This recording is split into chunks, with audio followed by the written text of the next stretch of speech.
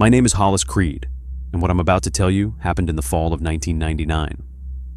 I was working as a senior data analyst for Midland Freight Solutions in Akron, Ohio, a converted factory building in an abandoned industrial district where most of the surrounding warehouses sat empty, like dead eyes staring into the night.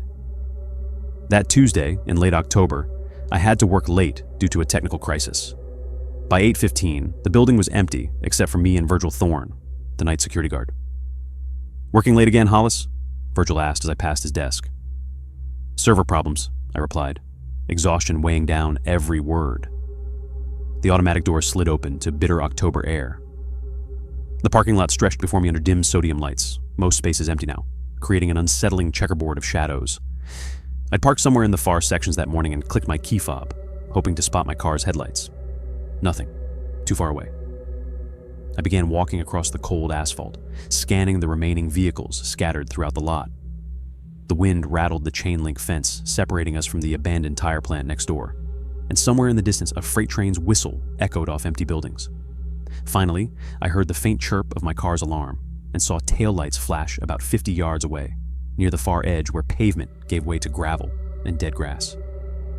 My dark blue '89 Buick sat alone under one of the dimmer lights. I reached for my keys, hand on the cold door handle, when something made me stop.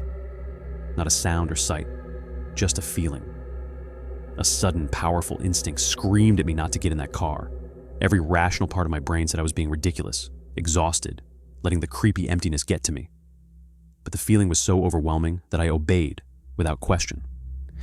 I let go of the handle, straightened my back, and slowly turned around. He was right there, no more than 6 inches from my face. My breath caught as he turned toward me. At the same moment, I turned toward him, like partners in some choreographed dance. For a split second that felt like eternity, we were face to face, eye to eye. He hadn't been there a second ago. I would have heard him, seen him. There had been no footsteps, no movement. He was just there, materialized from shadows. His eyes were wide, dark, utterly vacant, looking through me rather than at me.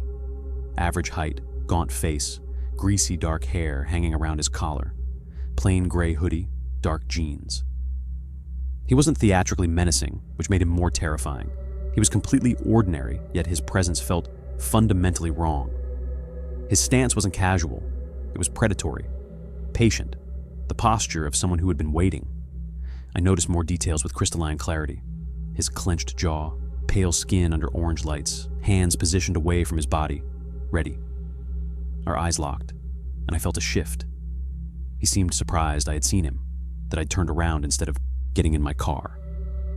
His empty expression flickered to confusion, then annoyance, as if my noticing had ruined his plan. He broke eye contact abruptly, turned sharply left, and walked away without a word. Not running, just walking at a steady, deliberate pace into darkness between car rows, disappearing as silently as he'd appeared. I stood frozen, heart hammering. My briefcase fell from numb fingers. I didn't get in my car. I couldn't. Instead, I ran, sprinting back toward the building, not daring to look behind me. I burst through the doors, startling Virgil so badly he nearly spilled his coffee. "There was a man by my car," I gasped, "just standing there." Virgil called the police immediately. The following weeks filled with persistent paranoia.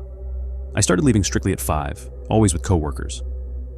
I described the man to Virgil, who promised extra parking lot rounds. I tried rationalizing, maybe just a vagrant, someone as startled as me. But I couldn't shake those empty eyes, the impossible closeness, the certainty that if I hadn't turned around, something terrible would have happened. About a month later, I was forced to stay late again.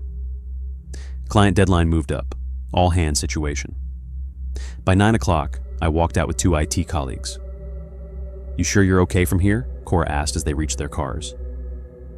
"Yeah, just over in Section D," I forced a smile. "I'll be fine."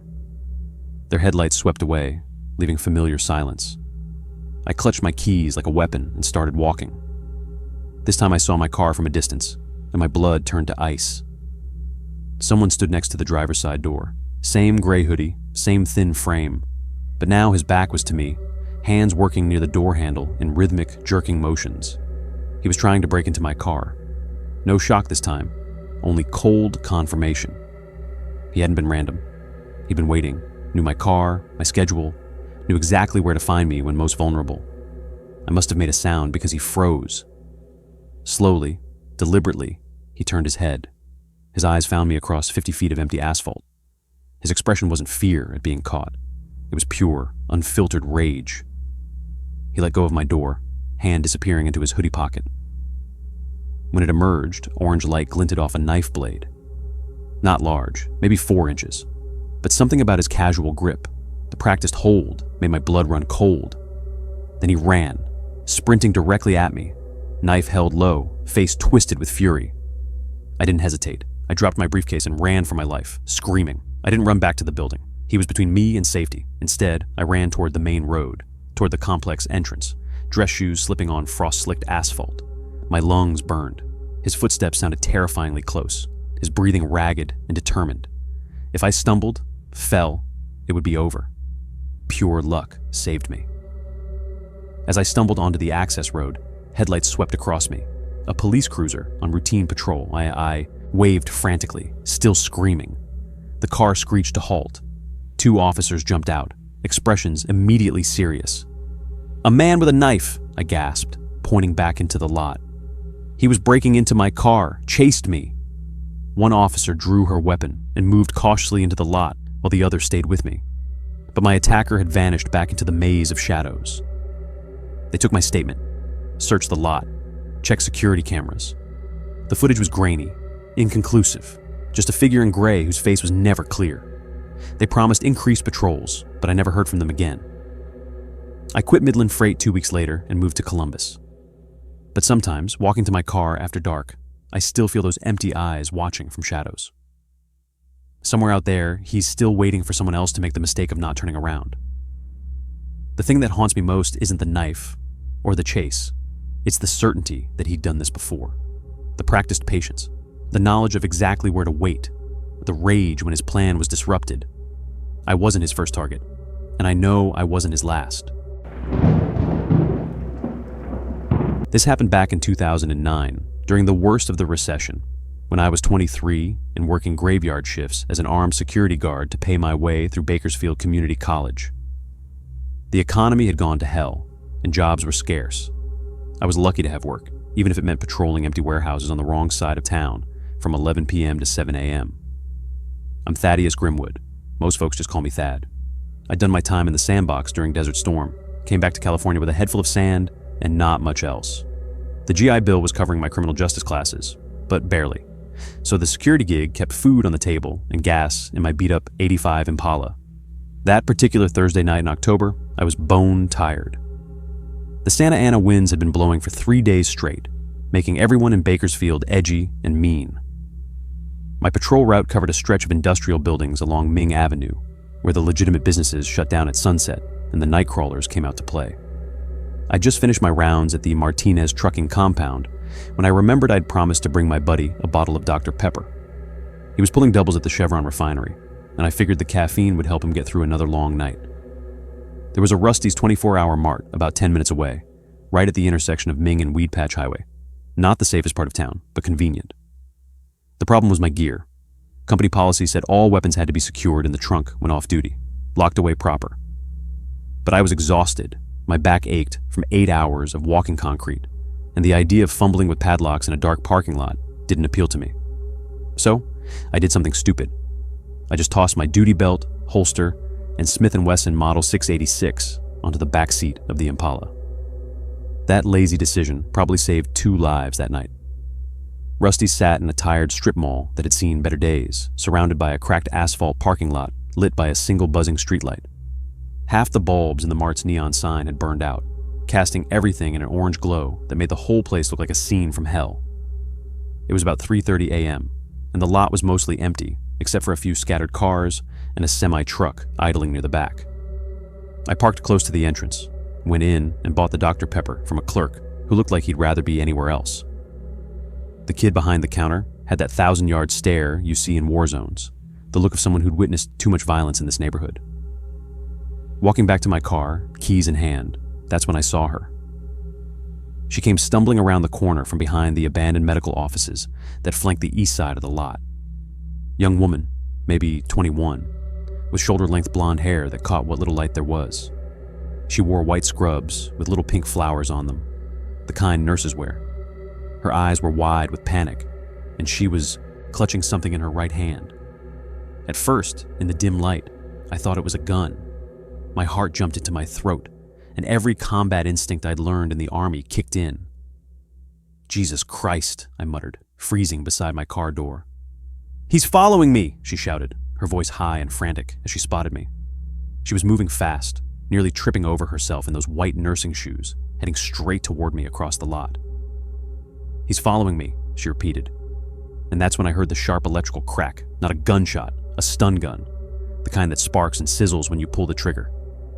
She waved it in the air with trembling hands, looking over her shoulder at the corner she'd just come from. I opened my car door, trying to keep my voice calm. "Who's following you, miss?" The parking lot was dead quiet, except for the hum of the streetlight and the distant sound of traffic on Highway 99. The Santa Ana winds had died down, leaving the air thick and still. Then, from the same corner where the girl had appeared, I saw movement.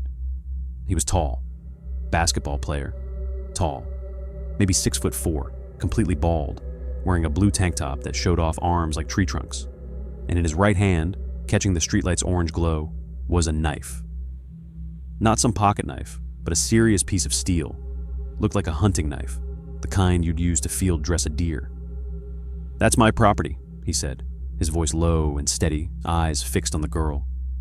He didn't even glance at me, just kept walking across the parking lot with deliberate steps, his boots scraping against the asphalt. The girl was now standing about 10 feet from my car, gripping that stun gun like it was the only thing between her and death. I looked from her to the approaching man, trying to make sense of the situation. "Is he with you, or is he the one following you?" I asked. For all I knew, they could be together, running from someone else. Maybe a drug deal gone bad, or a domestic violence situation. She shook her head violently, her voice shaking. "He's following me. I don't know him. I was getting off my shift at Mercy Hospital when he started chasing me through the parking garage." I pointed toward Rusty's entrance, about 20 feet away. "Go into the store. Tell them to call 911 right now." This was 2009, and I still didn't have a cell phone. Couldn't afford the monthly bill on a security guard's salary. The store clerk would have a landline, and hopefully the backbone to make the call. She nodded and ran toward the store, her shoes slapping against the pavement. The man kept coming, repeating those same words. "That's my property." His knife held steady at his side, closing the distance between us. He was maybe 20 feet away now, his shadow stretching long and distorted under that buzzing streetlight. I reached into the back seat and grabbed my duty belt, strapping it on with practiced efficiency. 20 feet was close enough for him to see the holstered .357 on my hip, and I turned slightly to make sure the weapon was visible. My hand rested on the grip, hoping the sight of it would be enough to make him reconsider whatever he had planned. No such luck. He kept walking toward me, still muttering, "That's my property," like some kind of broken mantra. The knife remained in his hand, and his eyes had that flat, predatory look I'd seen before, in Iraq, right before things went sideways. My pulse was racing, but I'd been in tight spots before. 4 years in the Army infantry, including a tour in the Persian Gulf, had taught me how to stay calm when violence was imminent. Still, this felt different somehow, pointless and random, unfolding in a grimy Bakersfield parking lot at 3:30 in the morning over God knows what. He was 15 feet away now, and that hunting knife looked even nastier up close. The blade had to be at least 6 inches long, with a serrated edge that would tear flesh rather than cut clean. I drew my weapon, aimed center mass at his chest, and said clearly, "Here's my property." He stopped, but he didn't drop the knife. His eyes narrowed as he stared me down, the blade still gleaming in his hand. The parking lot seemed to shrink until it was just the two of us, the tension thick enough to choke on. I could smell his sweat mixed with something else. Alcohol, maybe, or worse. "How about you go on your way and have a good night?" I said, keeping my voice even and professional, though inside I was thinking, damn it, he's going to make me shoot him. I didn't want to pull that trigger. I'd seen enough death in the Gulf to know it wasn't something I wanted on my soul, especially not over some random parking lot standoff in Bakersfield. But this guy had that look, the kind that says he's already committed to violence and is just waiting for the right moment. I pulled the hammer back on my .357, the metallic click cutting through the quiet night like a gunshot. "Last chance, friend. Go on your way and have a good night." For what felt like an eternity, he didn't budge. Just stood there, knife raised, staring at me with those dead eyes. I could see the wheels turning in his head, calculating whether he could close the distance before I could fire. The math wasn't in his favor, and eventually, some survival instinct kicked in. Finally, he took a step back. "Sorry, man," he said, his tone suddenly softer, almost reasonable. "Thought you were somebody else." He lowered the knife, tucked it into his back waistband, and started backing away toward the store, the same direction the girl had run. I kept my weapon trained on him until he turned and disappeared through Rusty's automatic doors. Only then did I exhale, my hands trembling slightly as I holstered my .357. The adrenaline was wearing off, leaving me shaky and nauseated. I got back in my Impala, the bottle of Dr. Pepper still sitting untouched on the passenger seat. Across the street, kitty corner to Rusty's, was another 24-hour convenience store with a Kern County Sheriff's cruiser parked out front. I decided to report what had just happened. I pulled into the other lot, parked beside the deputy's Crown Vic, and walked over. The deputy was leaning against his car, sipping coffee from a foam cup. Before I could even finish explaining the situation, he cut me off. "Bald guy, blue tank top?" "Yeah," I said, caught off guard. "How'd you know?" "We've been looking for Beauregard Holloway for 3 weeks," he said, his face hardening. "He's been stalking women coming off late shifts at the hospital. Attacked 2 nurses in the parking garage already." I told him the guy was inside Rusty's, and Deputy Caldwell didn't hesitate. He dumped his coffee, jumped in his cruiser, and peeled out with lights flashing, tires screeching on the asphalt. I drove home through the empty streets of Bakersfield, watching the strip malls and fast food joints blur past in my rearview mirror. The whole encounter had lasted maybe 5 minutes, but I couldn't shake how close it had been to going very differently. If I'd followed protocol and locked my weapon in the trunk, if I'd been a second slower drawing down on him, if that girl hadn't had the presence of mind to carry a stun gun, any number of variables could have changed the outcome completely. I never learned what happened to Cordelia Ashworth or Beauregard Holloway after that night. But I do know that sometimes the difference between tragedy and survival comes down to pure dumb luck and a security guard too tired to follow the rules. That parking lot encounter still haunts me, 16 years later.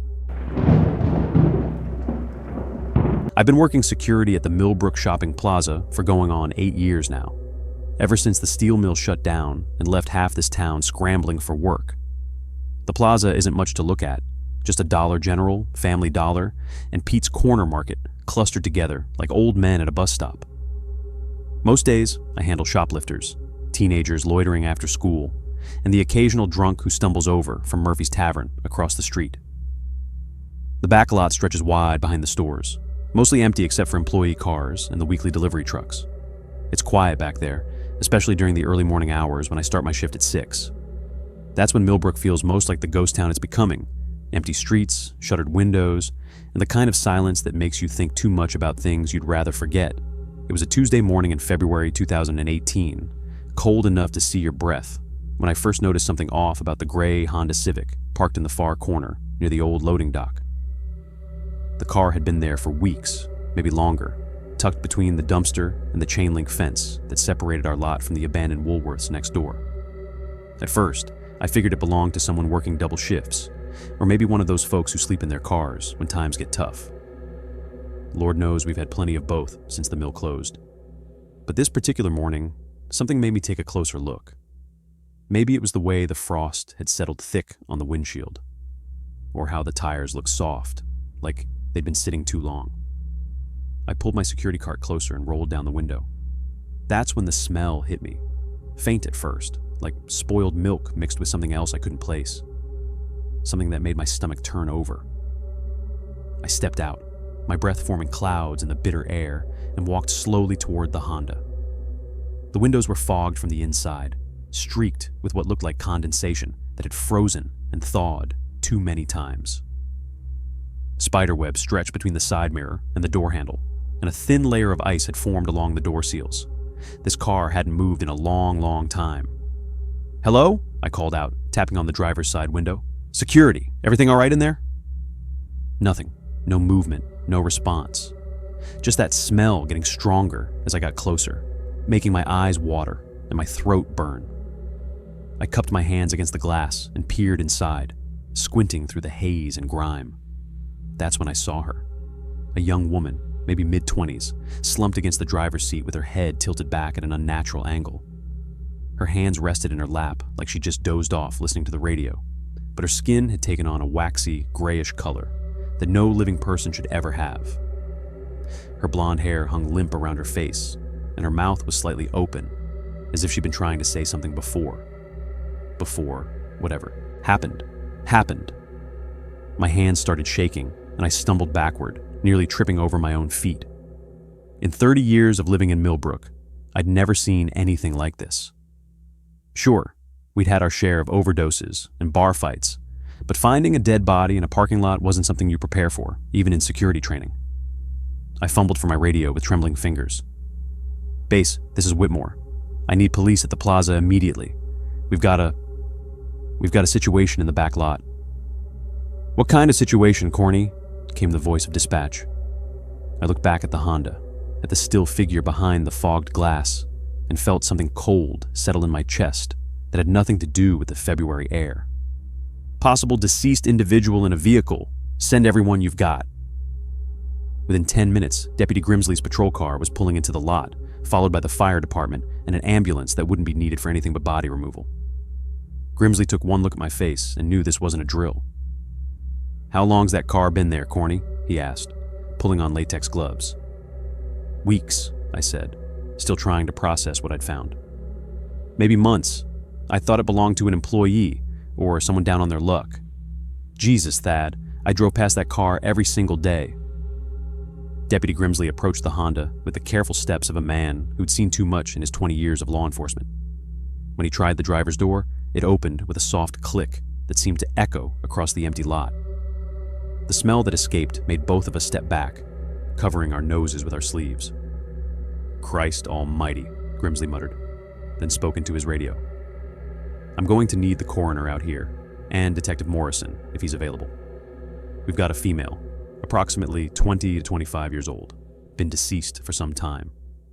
The young woman's purse sat on the passenger seat next to a water bottle and a cell phone with a cracked screen. Grimsley carefully extracted her wallet, handling it like evidence, which I suppose it was now. After a moment, he looked up at me with grim recognition. "Minerva Ashworth," he said quietly. "Minnie. She was reported missing back in November. Her folks, Otis and Prudence, they've been calling the station every week asking for updates." November. That was 3 months ago. 3 months this girl had been sitting in our parking lot while her parents worried themselves sick, while search parties combed the woods outside town, while missing person flyers with her smiling face got posted at every business in the county. 3 months while I drove past her every morning on my rounds, sometimes parking just 50 feet away. The thought made me physically ill. Detective Morrison arrived an hour later, a thin man with tired eyes who'd transferred here from Cleveland after burning out on big city crime. He spent a long time photographing the scene, documenting the position of the car, the contents visible. Through the windows, the spider webs that proved nobody had disturbed this corner of the lot in months. "No signs of foul play," he told Grimsley and me as the coroner's team prepared to remove Minerva's body. "Looks like she might have been staying in her car. There's a blanket in the back seat, some fast food containers. Could be she got too cold one night, ran the engine for heat, and succumbed to carbon monoxide poisoning. We'll know more after the autopsy." As they worked, I found myself thinking about all the times I'd noticed that Honda without really seeing it, how it had become part of the landscape, as invisible as the fire hydrant or the speed limit sign. How easy it is to look right past something, someone, when you're not expecting to find them there. The story made the local paper, of course. "Missing woman found dead in shopping plaza," read the headline, with a photo of Minerva from her high school yearbook. She'd been pretty, with bright eyes, and the kind of smile that suggested she believed good things were coming her way. The article mentioned that she'd dropped out of college, had been working part-time at various jobs around town before disappearing. Her parents described her as troubled, but not suicidal, a young woman trying to figure out her place in a world that didn't seem to have room for her. After the investigation wrapped up and the Honda was finally towed away, I couldn't stop thinking about those 3 months, about how many people had walked past that car, employees heading to work, customers loading groceries, kids cutting through the lot on their way to school. About how we'd all become so used to ignoring what didn't immediately concern us that we'd miss something as fundamental as a human life ending quietly in our midst. I started checking every car more carefully after that, especially the ones that seemed to have been sitting too long. My supervisor thought I was being paranoid, but I couldn't shake the feeling that we'd failed Minerva Ashworth in some basic way. Not just me, but all of us. The whole town that had trained itself not to see the uncomfortable truths hiding in plain sight. Because that's what haunts me most about finding Minnie's body. Not the image of her sitting there, peaceful as someone taking a nap, but the realization that in a place like Millbrook, where everybody knows everybody else's business, a 24-year-old woman can disappear from the world and spend 3 months dying alone in a parking lot without anyone noticing she's there. Some nights when I'm doing my final rounds, I still catch myself looking for cars that seem too still, too settled, too forgotten. Searching for the stories we don't want to see, the people we've learned to look right through. Because once you've found one ghost hiding in plain sight, you start to wonder how many others are out there, waiting for someone to finally notice they're gone.